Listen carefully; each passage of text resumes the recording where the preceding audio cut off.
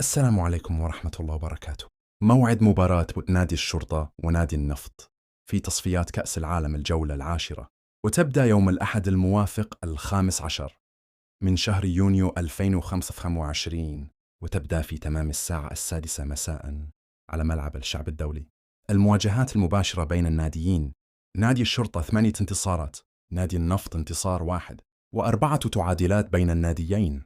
ويقع نادي الشرطة في ترتيب دوري نجوم العراق في المركز الأول برصيد 77 نقطة، ويقع نادي النفط في ترتيب دوري نجوم العراق في المركز الثامن برصيد 52 نقطة. وستنقل المباراة على قناة العراقية الرياضية، وحيحدد معلق المباراة لاحقاً. ولا تنسى الاشتراك في القناة ليصلك كل جديد.